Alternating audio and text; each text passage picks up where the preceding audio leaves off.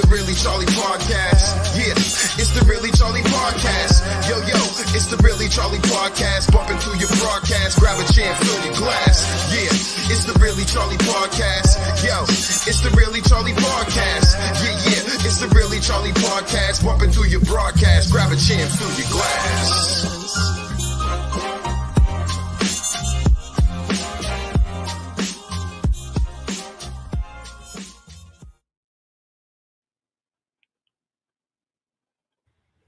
Hey, welcome to the Really Charlie Podcast. I'm your host, Charlie Perry, and my co-host, Marvin, Speller-CoachM100. My go-to guy when I got just life questions, or just want to communicate, this is the dude I go to, and I'm glad I get to see, I can talk to him anytime, but I'm glad that we get on this podcast every 2 weeks. I'm just glad we get on here and just chop it up, and it's a really good thing. And I'm just glad we're here because this is something that's needed, and the needed thing is mental health. We're trying to make mental health a priority, yours, mine, and everybody else's. So I don't know. What do you think about that, Coach? Yeah, I'm always excited to be here, and what I'm most excited about is the unknown, where this can go. Sometimes the best laid out plans are the ones that go down an uncharted path, and I think we're on this. I think it's creating its own natural buzz. And matter of fact, I had a couple people reach out to me recently, and I'm excited about where it can go. And I think our intentions are pretty clear. It's really about helping people become more aware of mental health. And you think about the words mental health, it's your mental, your health, and your health. We really want everybody to have a great mental health and just to be their best. And this is why we're getting on here talking to people. Every week we're going to have information that we can share and tips and tricks and an opportunity for people to learn something, to come on and we can all build this together. Charlie and I, we don't have all the answers, but we do have the intention and will to help people feel better and be better. True. So true. I got second that, my brother. Second that. The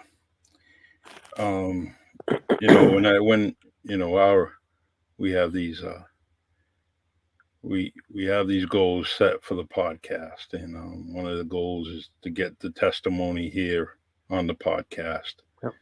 And where we can get people to help themselves and help others, and to inspire others to just speak up on what's bothering them, or what the unknown is and what they're going through. And so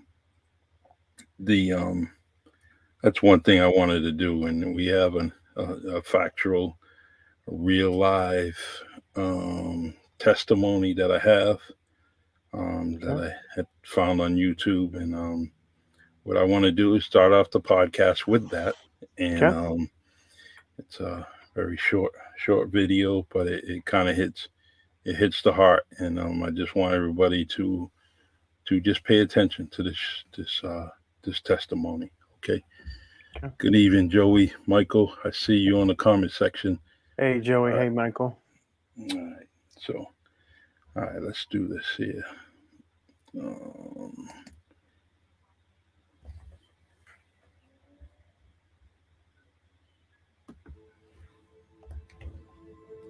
I'm an adopted child. I have 6 other siblings. Our mother was in prison. I've had a lot of things happen throughout my childhood and life. At that point, I had already met somebody, and he was a good Christian man. We decided to go ahead and get married. Sakari was part of the adoption since he and I were getting married in the process of me having her. I started feeling the anger from my adoptive father. Little did I know that making the decision of including another person in our lives was going to send us into a whirlwind roller coaster that ended up being a very abusive relationship. There was always screaming and yelling and fighting all the time, and he was very abusive towards my siblings. I just could not have that. We separated and divorced, and so he got 50-50 custody. We were alternating her every day, and she just started having anxiety. He didn't hurt me until I was around 3. He didn't like that I preferred my adoptive mom more than him, so one day during a visitation, because they were already split up, I told him I don't want to be with you, I want to be home.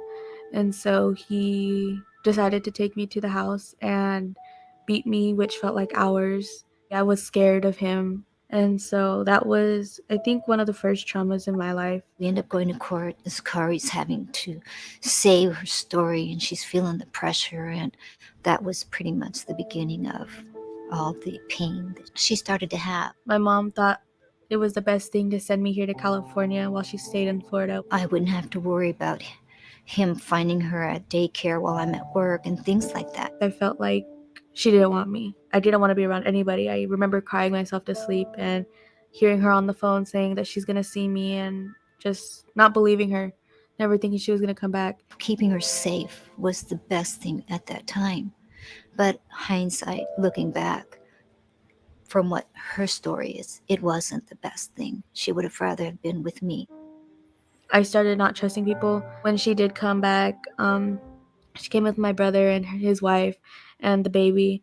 I was at school and I had saw that my friend had gotten hit by her father. It triggered me. And I called my mom and I said, I need to go home now. And so she sent my aunt to pick me up. I just remember it escalating from there. My aunt didn't understand why I was leaving. She was like, you should be in class learning, da-da-da. It was just a lot of arguing and fighting until the point where I just slept. I just remember sleeping the weeks away, just sleeping the weeks away. Until I finally asked my mom, I said, I need help or I don't see myself living much longer. I told her that we're going to get help. You're not going to die. You've got this. Remember, you're my miracle. And she says, I'm not a miracle. I'm nothing. You see the miracle. It was your dream. It's not my dream. I don't see it. I'm nothing. And then she just started crying. I want to die. I just want to die. I was tired of feeling that way. Selfishly, I didn't want to be there anymore. You know, I'm like having to look all across the states for something. My daughter, she's struggling and she needs somebody that can help her crisis. And I said, she's going to die. And so the lady said, well, haven't you heard of the BHI programs for youth? And I was like, what? And then she said, let me transfer you. Next thing I know, I have an appointment and we go in and I felt help.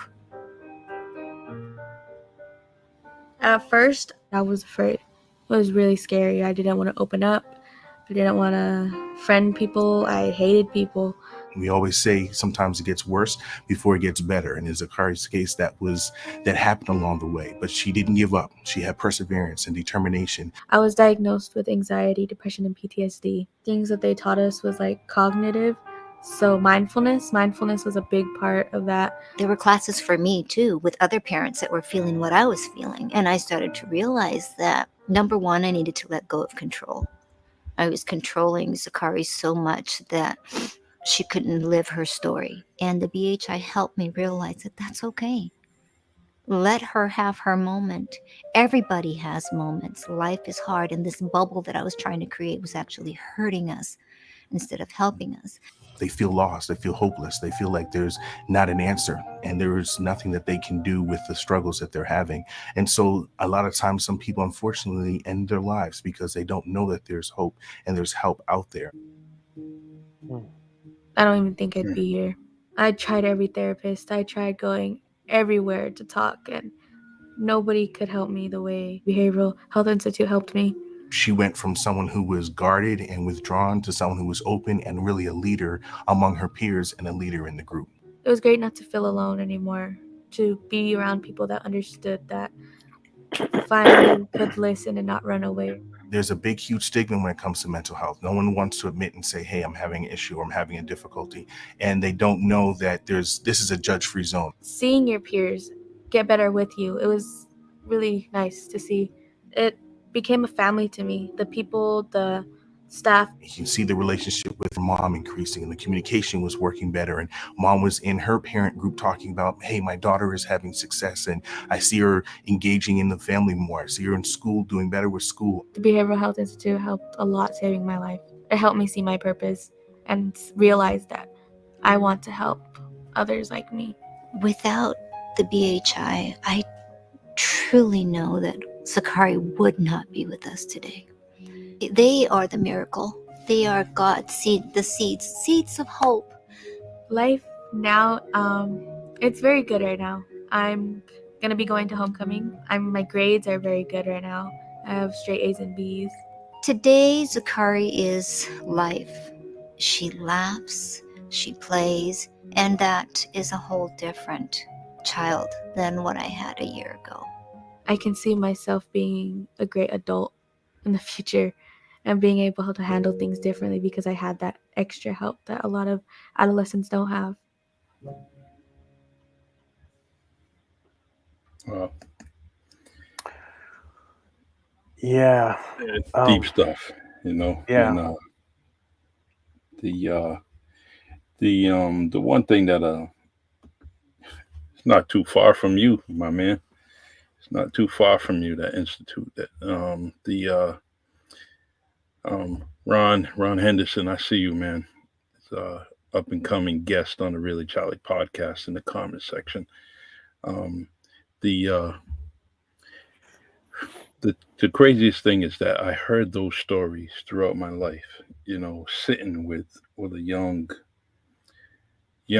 teenager, you know, and Zakari is, I could relate to what she was going through, Right. and it's so common what she's going through that, you know, um, getting a family, you know, or second family, you know, someone taking care of her. That's so common in society where you know, they need a parent and parents need children and they end up coming together, and then there's the unknown of what comes, what being that parent, what being that child, not baggage, but what is that backstory between, you know, um, the backstory of the parent, the backstory of the child, and they kind of, you know, it all comes together, and but it comes together where it collides, and so now they're dealing with a whole lot of turmoil, or a lack of understanding, or just a lack of not knowing what everyone's going through, because the child may not be comfortable to tell their new mom, their new dad, their new caretaker what they've been through, um, and also in reverse, you know, the parent might be going through something also. Yeah. The so this was something that I really wanted to bring forward, only because it reminded me of my job. It reminded me, um, way back when, and talking to people that were going through this, you know, and periodically I get stories, you know, sent to me, whether it's text message or messenger, and people going through some things. Yeah. So, but you know, so what do you think, Coach? What do you think, man? Wow. Thank you for sharing that. You know, the first thing that comes to mind is, you know, children are our future. You know, I'm not going to throw out all the stats of, you know, the past 2.5 years almost with the pandemic, right? Mm-hmm. And man, children are suffering big time. You know, and you think about it when you have children and they're looking at adults as somebody to lean on, right? You know, like lean on me, right? Mm-hmm. And adults are going through all their stuff, and where the children go. And you know, when I think about what these children are going through, the numbers are staggering. You're talking about over 30-some% increase of PTSD at least, right? And let's put that on layman terms, right? Mm-hmm. PTSD, right? Post-traumatic stress syndrome, right? For these children, it's huge. Staying home. Then when they go out, they got to wear masks and all sorts of stuff. And you think about it. Kids they operate best from an auditory standpoint, right? When they Mm-hmm. get to talk, and it's hard for them to do that when they're masked up. And I'm not coming on here talking about mask pro and con. I'm talking about the reality is that these things have caused more mental illness amongst children. These things have caused more PTSD amongst children. You cannot confine children. I was reading this article today where this child was she was 3 years old in a school in Florida. Mm-hmm. Something happened, the teacher was wrong with the assessment, and this child was arrested at school. They put handcuffs on a 3-year-old. Right? And you're saying to yourself, my goodness. And this child is 7 now, and this child suffers from PTSD, suffers from anxiety from not being around people. So you think about these things that happen, and the children are always the most vulnerable part of our society, right? We're not really doing a good enough job. Mm-hmm. We're not doing enough job protecting them. And let's try to take a step back for a second. Where I wanted to talk a lot about accountability today. You have to be mindful of the fact, Charlie, when you and I were growing up, man, we had some protections, right? Yes. And when I think about protections, I didn't hear stuff that went on with parents. They Mm-hmm. were like, hey, this ain't your conversation, It's right? true. You know what I'm saying? They're like, you're not in this. Mm-hmm. Okay. Children do children things, adult do adult things. Exactly. I didn't see the bad. I didn't see the bad in adults, right? Not unless I was overhearing the conversation. We were protected, Charlie, Mm-hmm. on a certain levels, right? And some people saw certain things. I heard some things people saying, well, my so-and-so was an alcoholic and all that, but that was the extent of what I had. I grew up in a big city. I grew up in Baltimore, right? So everything was there and all that. They made sure across the board the accountability was like, we're protecting the children. They don't need to see this stuff. They don't need to know about what's going on. We don't need to know about my job. They just need to go to school and get an education. Mm-hmm. Right? And I wonder if we were to flip that mirror around and just get a sound box of what these children are saying about adults now. In a lot of ways, man. And not to point any fingers at anybody, right? But maybe we're not doing the best we can for the children, right? Because we have to worry about them. We gave the stats the first show we had Mm-hmm. about mental health amongst adults, right? We're going to get into that in a minute. But, man, what about the mental health stats long-term for children? The brains are still developing, right? And they're Yes. picking up all this other stuff. They're picking up where they're seeing adults at their worst. We didn't see that, Charlie. Nope. And they're also seeing where, and there was no social media back in the day, and word traveled a little bit slower, I guess, right? But now, what are children seeing? Are they seeing the best of us? Are they seeing kindness? Are they seeing where we're doing our best for each other? And then another thing, are the children seeing where the adults are being easy with themselves, Mm-hmm. right? You got to have that sometimes, right? Because you got to think about children go more by not what you say, what they see you do. We can't ever, ever, ever forget that.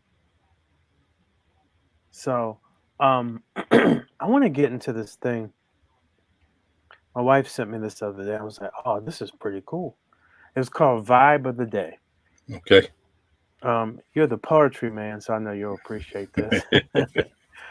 The you're going to realize you're going to realize it one day that happiness was never about your job or your degree or being in a relationship. It was never about being like the others. One day you're going to see the happiness was always about the discovery, the hope, the listening to your heart and following it wherever it chooses to go. Happiness is always about being kinder to yourself. It was always about embracing the person you are becoming. It was always about you. So, Deep. yeah, so that was pretty cool. That stuck with me all week because I got that the other day from my wife. She said that to me. I was like, wow, that's a pretty cool vibe of the day. So I thought I would pass that on. Um, Right. I wanted to talk a little bit about, and I guess we'll leave the last 20 minutes for comments and stuff. Take Okay. comments, okay? Um, have you ever heard of the it's an online group. It's called Mental Health America. No, Okay, so let me put that in the comments. I'm going to do it right now. Okay, it's called Mental Health America. You can go online to look that up. And they have so much information, Charlotte. So much information. That anybody can pull from. One of the things that stuck to me, and there's a lot of drop down windows that you can look at. But one of the Mhm. things we talked about, and I think I talked about it, um, our first podcast was just about being an advocate. And being an advocate for your family members is critical. Um, if somebody's injured out there, it's very hard to articulate what you're going through. And you have to have sometimes people who are close to you, advocates, first where you feel comfortable talking to. You know, we established that, right? Mhm. And this is the problem that comes up sometimes. It's like I'm familiar with the industry, right? And these doctors, they want to make sure they can cover their behinds. So if they're talking to a patient, they know certain speak to keep themselves where they're not liable for their care. Mhm. I talked to a doctor once at a mental hospital. She said, on average, it's a revolving door. About 12 times people can come in and out. And I say to myself, who the hell could tolerate that? Yeah. Because I would think by the third or fourth time, you're the expert. So you should have solved this by now. But you know the problem is? You call Charlie, if you were to call for me, and you don't have a certain pieces of paper, they can just kind of, oh, well, I really can't talk to you. But if Mhm. I'm out of my right mind, I don't know what the hell they said to me. Yeah. That's what we're talking about, this accountability, right? And so one of the things that stuck out to me was if you can, and you know somebody that you're close to, a family member, try to get a power of attorney. Power of attorney, it's a simple process. You go to somewhere, someone that drafts up a paralegal can do it and get it notarized. You're good to go. It comes in handy. Trust me on that. Mhm. And because they're not going to talk to you, these hospitals are not going to talk to you because they're going to be like, I got to cover my behind. Oh, I'll talk to the person we just dealt with. Oh, you mean the person that's on the eighth time that's been in Mhm. and out of your hospital and they got 4 more times before that's the norm? I'm like, what kind of crap is that? And you're supposed to be the expert. Help me Yeah. understand that, right? So that's one thing. Um, power of attorney. So if you can get that's important, right? They have Yes. this thing called a conservator, which is a lot of red tape where you would have to go to a courtroom. And when you go to this courtroom, uh, man, you need somebody on a level, probably Johnny Cochran, to help you get that. Mhm. First couple times it's going to be a no, but Yep. something simple is a power of attorney. Now the power of attorney has limits, right? But it allows you to advocate for people where you can talk to them And you just ask questions, right? Sometimes you got to ask questions. And Charlie, being a health coach as well, you and I talked about it before. The most important thing as an individual you can do is be an advocate for yourself, an advocate for your health. Because when you go someplace, you got to ask the right questions, especially doctors, because they're burnt out now. Nurses, they're burnt out. And a lot of times it's a revolving door. There's a herd effect. They're trying to herd you in and out. It's not to put them down. It's just a fact of the matter, right? Sometimes you got to be able to ask the right questions. Sometimes asking the right questions will give you the right answers. Exactly. Another thing I discovered, it's called a psychiatric advanced directives. So I'll say it again, Charlie, if you don't mind, if you could type it in, psychiatric advanced directives. So I'll read what it is. It's a written document that expresses your wishes in advance about what type of treatment services, and other assistance you want during a personal mental health crisis. A directive provides a clear statement of your medical treatment preferences and other wishes or instructions. You can also use this to grant legal decision-making authority to another person to be your advocate and agent until the crisis is over, right? Certain states have certain laws, so you have to check your laws around that. I'm going to read some things they can do. The benefits. It promotes your autonomy and empowerment, enhanced communication between you, your doctor, the treatment team, and family. This is the most important bullet point here. As I was mentioning before, protects you from ineffective, unwanted, and possible harmful treatment or actions. And you know what? I'm going to say that one again. Yes. Protect you from ineffective, unwanted, and possible harmful treatment or actions. Also help prevent crisis situations and reduce the use of involuntary treatment or safety interventions such as restraint or seclusions. So it goes into like, and this is on the site, when will I need advanced directive? If you're hospitalized, it's been determined that you lack the capacity to make decisions for yourself, or you're heading in that direction, right?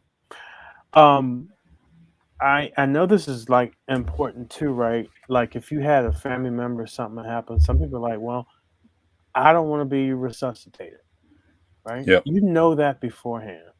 So these hospitals aren't treating them like a lab animal, right? So this is the same thing. Knowing your rights and things you can do ahead of time. And I will tell you, if you go on any mental health or any hospital across America, just look at the comments. And when you look at the comments, you're seeing why I'm reading these documents today. Because this is the stuff that they know you can't really talk to them unless something really bad goes on, or that you have the necessary documents. And when you have the necessary documents, they try to fall in line. They try to make sure they're doing things. And I say to myself, why weren't you doing that before I had to pull out my credentials to you? And I'm telling you from first-hand experience. I've talked to people and was like, well, I couldn't really ever talk to so-and-so's doctors. I couldn't really get anywhere with them because of so-called HIPAA laws that they were talking about, they were throwing back at you. If you do not have documentations, they're not going to talk to you. And I have to tell everybody, you're going to regret it, because I have less confidence in the whole system when it comes to healthcare as time goes on. I'm telling you that from experience. I'm telling you this from talking to my mom, who was a nurse for over 50 years. she's been in all different facets of nursing. I can speak to this because my sister-in-law is a therapist, a damn good one in Las Vegas. And so these people, and I also talk about from family members who've gone through this. You have to protect them by getting yourself the necessary documents if you're going to be an advocate for your family members. And it's not the easiest job in the world to be an advocate, but it's one of the things where you think about sometimes if you don't do it, who else is going to do it? And you'd want to have advocates too if something happens to you. So true. And you got to make decisions. And some people may not agree with the decisions that you have to make for your family member, but the reason why you're in place is because the family member knows you know exactly what to do, what you want to be done, and the care that you want to receive, or the care that you don't want. It's and that's the thing. You when you make a decision about these things, you put the right person in place, Right. And start having conversations right now. And I just start having conversations now with people at your side, in your family that you can talk to and say, hey, this is what I want you to do for me, if you don't mind. And I want you to be my power of attorney.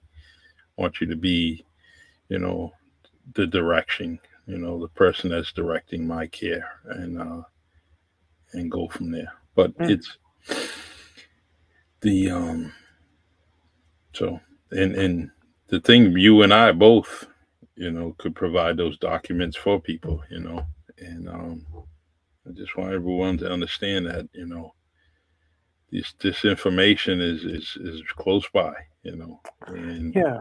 and you could, you could print them out too. You can Actually, print them out and you can get them notarized.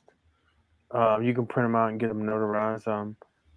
This is before my wife and I became notaries. I was able to get documents like this as well. Um, it's not that expensive. It was $100 and some, right? But you can print this online and get it notarized. Boom, you're good to go.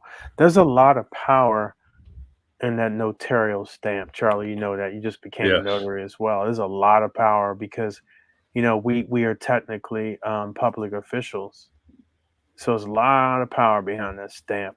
Just really knowing that. So, um, so I wanted to talk about that today, which was critically important, especially the things I continue to see.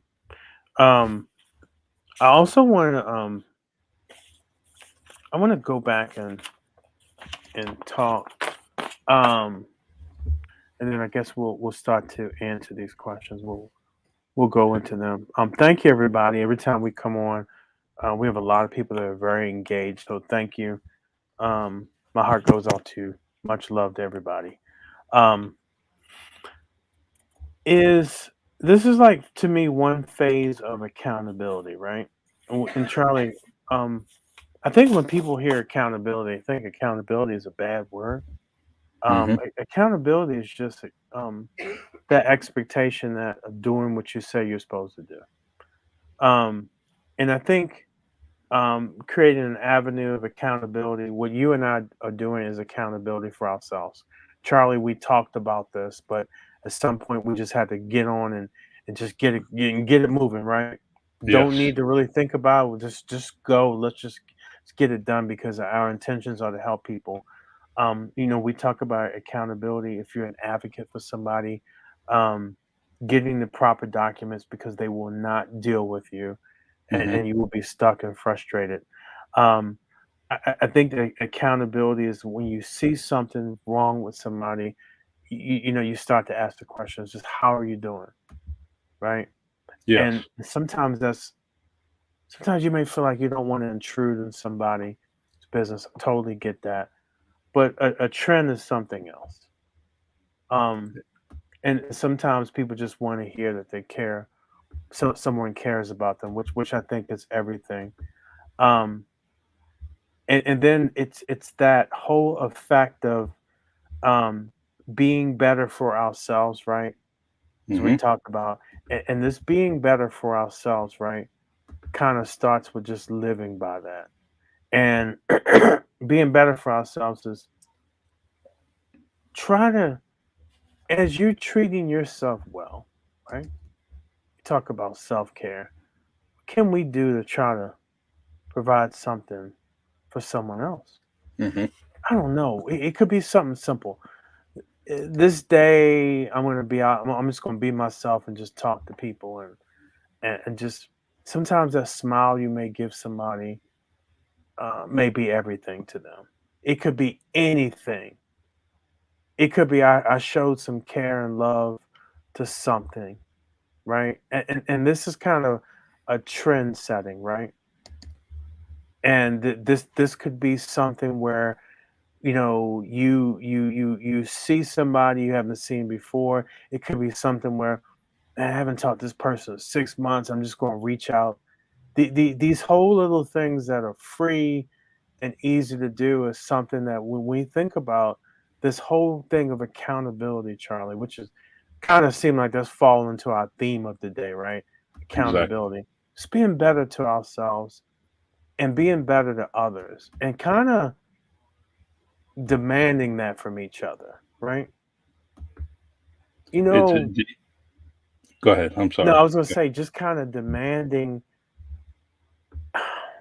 Over the summertime, I was asked to go back to my school on a podcast, Yep. and they asked me the question, "What's it like being a black man in America every day?" And I said, "You know what?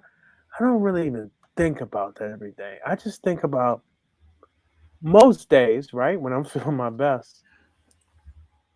I think about excellence. I think about just being better, doing better, and Exactly. how can I make that difference? That's why my wife and I try to do so much in the community, Charlie. It's that whole mantra of excellence, right? And I really think about when we talk about mental health and this whole society, I think we have to at some point go back to demanding a higher level of excellence from each other. No longer should we tolerate things that stay in silence that we know are not right. No longer should we tolerate people not being there for each other, or at least speaking to it, or holding people accountable for that.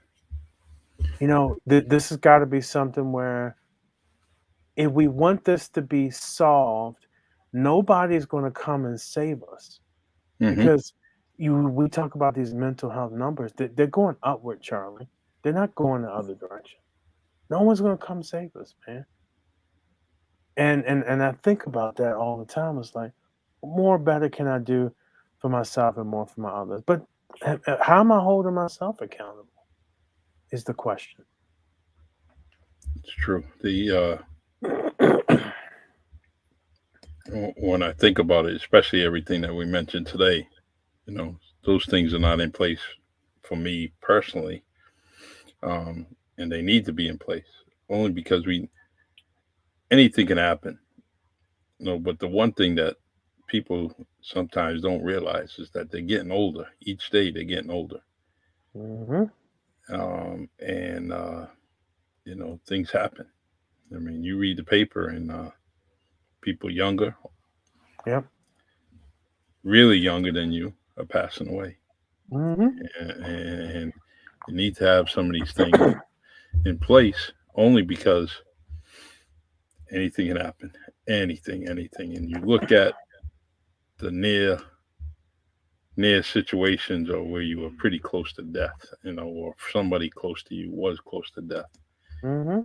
Um, a week prior to that, you wasn't thinking about that. A day before that, you wasn't thinking about it. It just happened, and you're like, wow.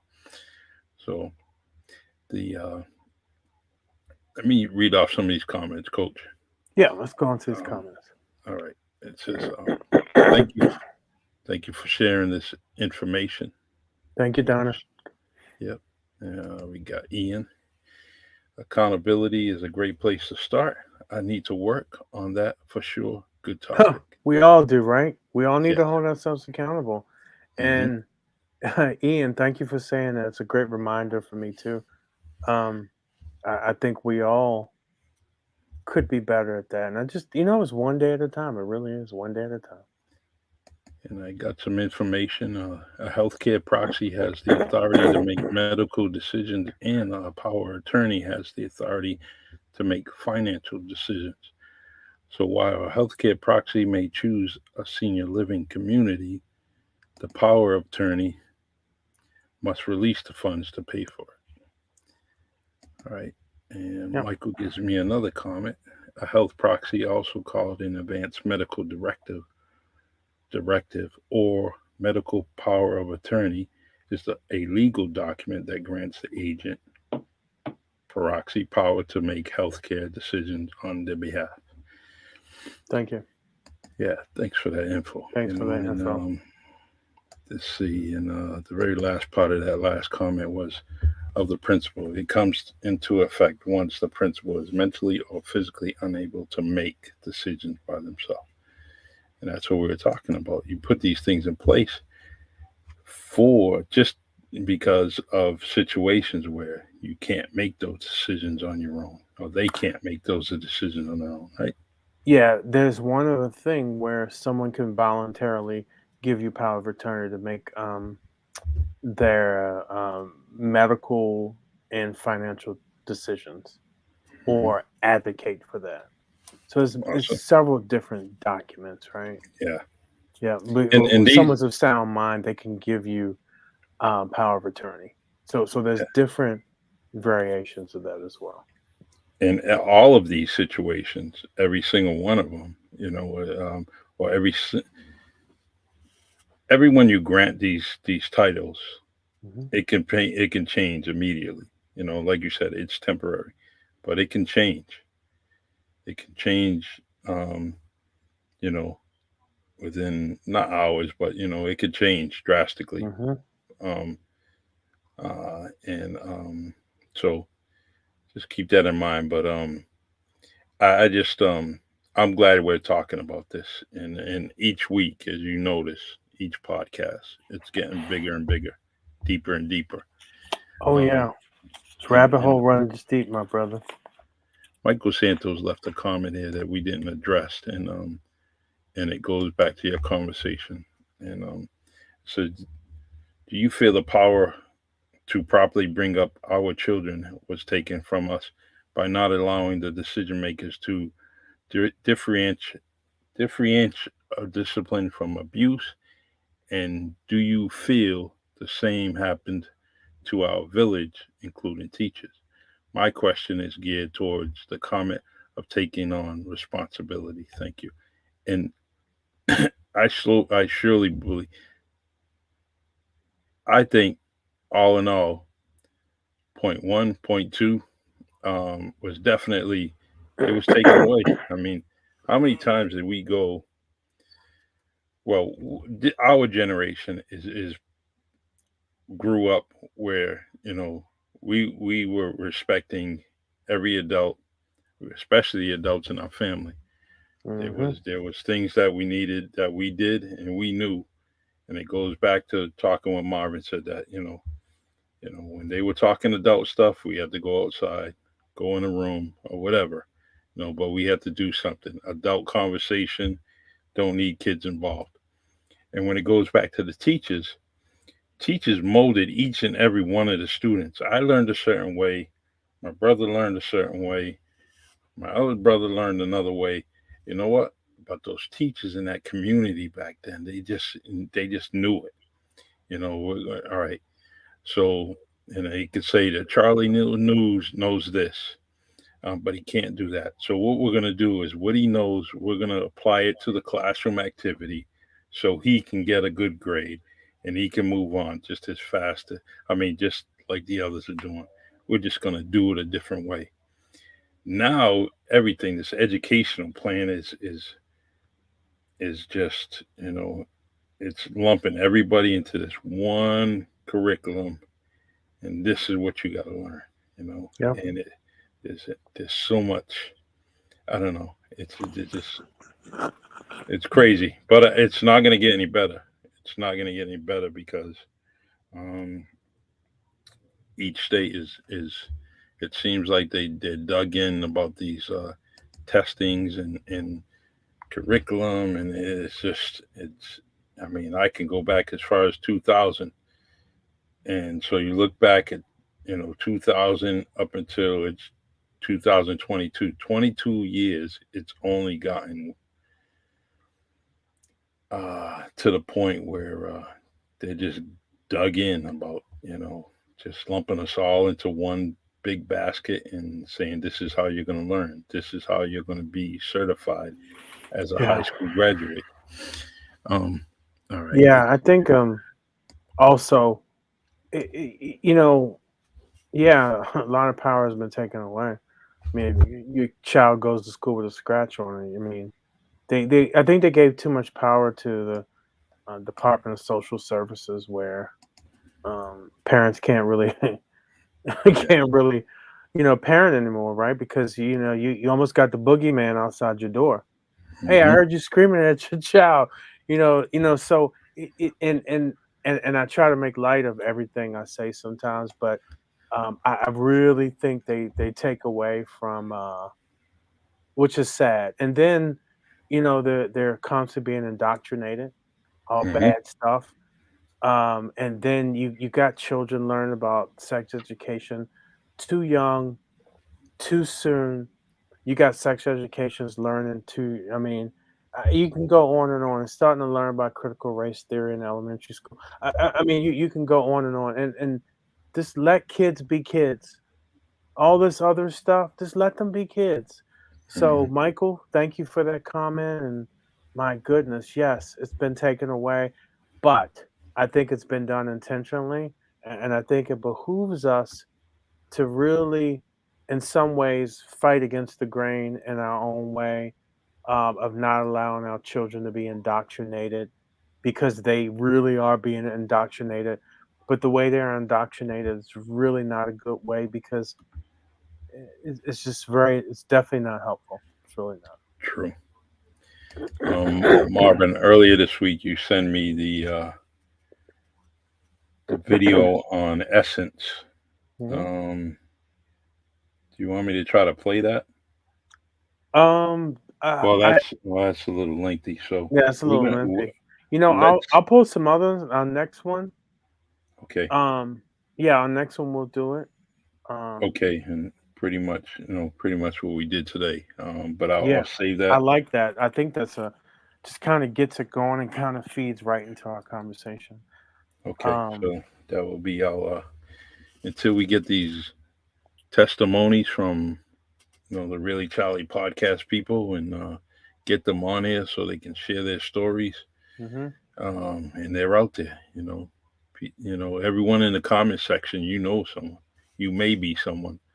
But we like to get someone to kind of be here in this picture here between Marvin and I, and just basically telling a story, um, and just you know giving this testimony, pretty much like Zakira Hernandez did earlier. 16-year-old kid talking, and being viewed by millions of people.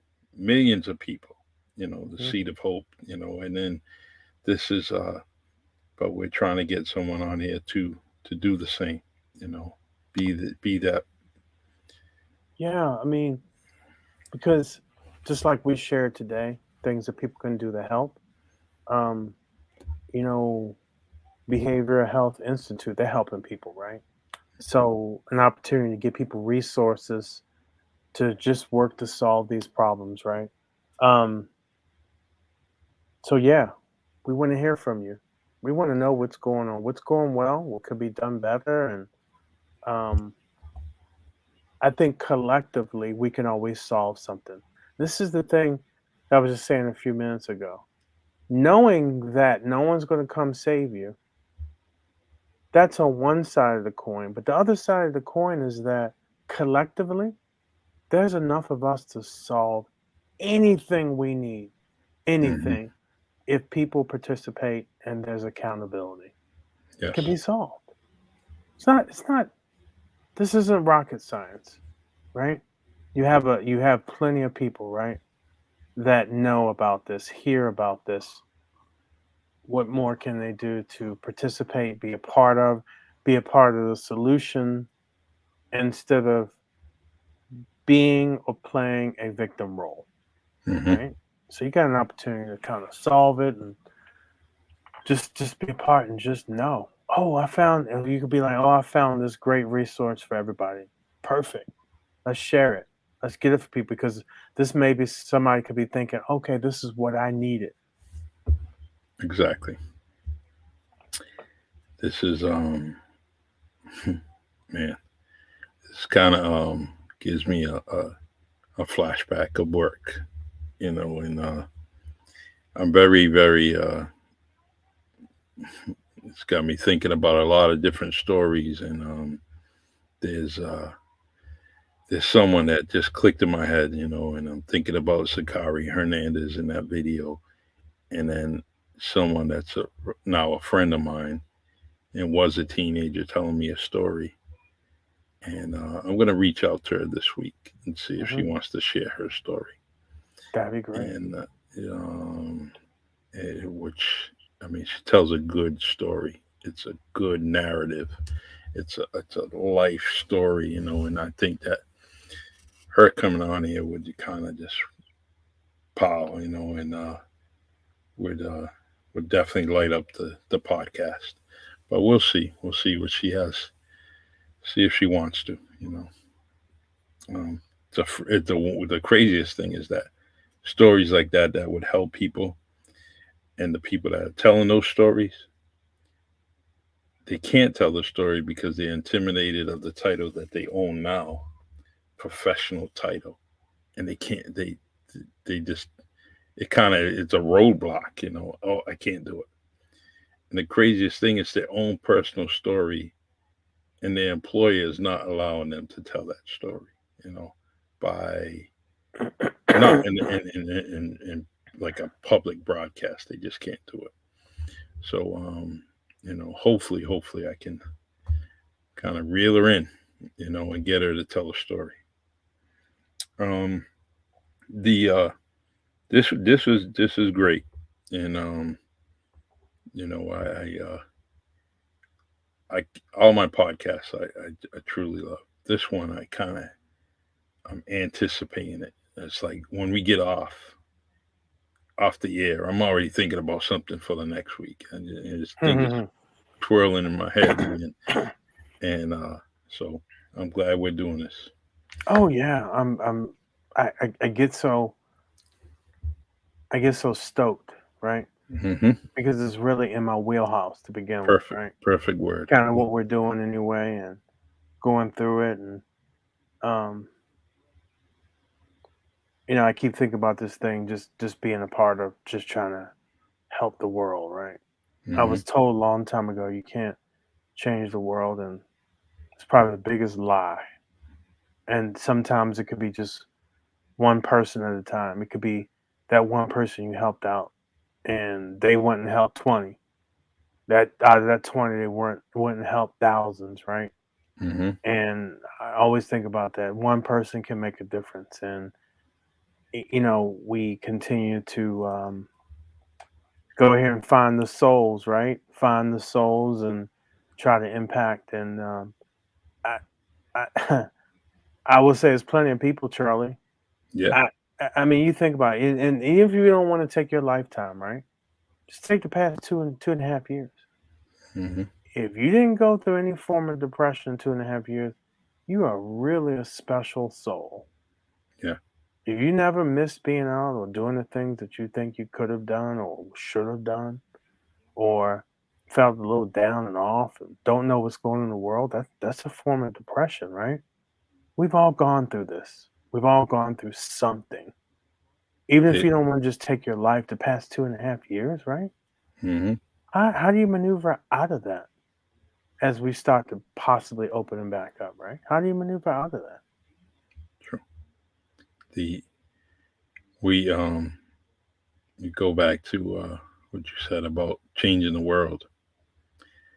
There was a young child in Russia, and he said, "I wanted to change the world. I want to change the world." And guess what? He did. He changed the world. Young kid, and he started Google. Now just think of that young kid, you know, Russian kid changed the world by creating Google. And it's so true. He changed the world. Good, bad, and ugly, he changed the world, you know, and so it's possible, just like you said, one person at a time.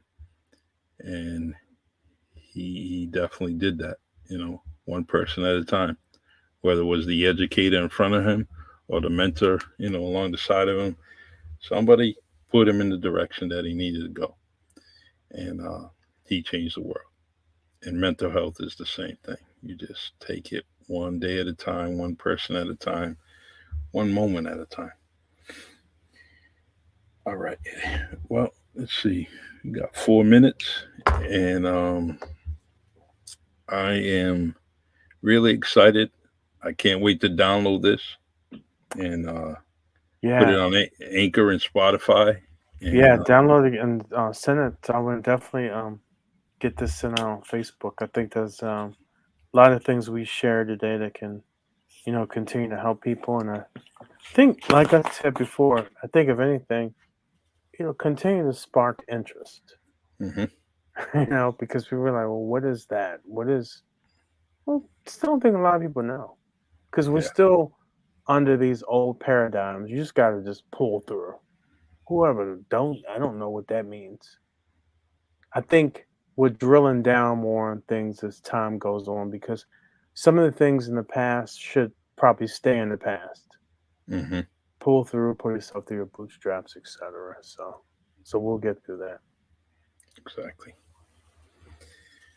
All right, my man. Please, if you can, stay backstage for a moment while I close this down. I want to talk to you a few, and all right, and then we'll go from there. So I'm just gonna close this segment. Okay. Just reach into my calendar here. All right. We got one last thing. Great podcast, gentlemen. Love this. All right. Let me see that here. I think that was the wife. So, thank you, honey. All right. Thank you. I don't see it on my end, but thank you. And but that's possible. Let's see. Thank you, Michael. Appreciate that. Thanks for always coming on. Yeah, you know, everybody. Thank you, man. It's so I believe this is from the first round draft pick here. Great podcast, gentlemen. Love this. Awesome. And thank you, Donna. I appreciate that. It means a lot. We come on for you all, and we're trying to help everybody. And thank you all for the support and love. We love you all. Appreciate you all. So you all create a smile on my face every single podcast just by you being here, and it means a lot.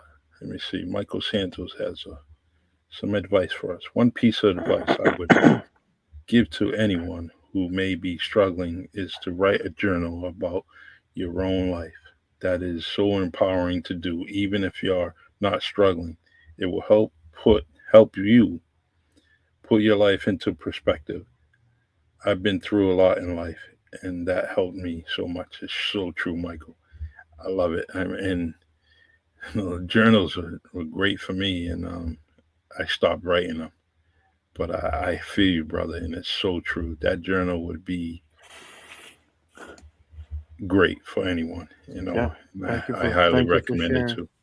Yeah, I love when people come on and share, because this is a forum where we're not here to preach. We're here to learn and give you some tidbits, but we all learn collectively. Yeah, just trying to be a piece of the puzzle. That's all we are. We're just a piece of the puzzle, and y'all and everyone here is a piece of the puzzle too, until we put it all together. So, all right, let me just close this up. Okay, I'll stay back. And I'll talk to you in a few minutes. Okay. Yep. All right, everyone. Thank you for joining me and Coach M100, Marvin Speller, on this bi-weekly podcast we have here. We're going to continue to do this, and we'll see you in 2 more weeks. And if there's anything that you want to want us to talk about, please let us know previously. Or if you don't have the time, come on the podcast in 2 weeks and, put something in the comment section and we can talk about it. All right. As always, I'm going to end with my beautiful intro by Lionel Peter Walker. And this is something I love. Really, it's true. It's amazing. I kind of go on my news feed and I hear this song and I'm still bobbing my head. So here we go. It's the Really Charlie Podcast. Yeah, it's the Really Charlie Podcast. Yo, it's the Really Charlie Podcast. Bumping through your broadcast. Grab a chair, fill your glass. Yeah, it's the Really Charlie Podcast. Yo, it's the Really Charlie Podcast. Yeah, it's the Really Charlie Podcast. Bumping through your broadcast. Grab a chair, fill your glass.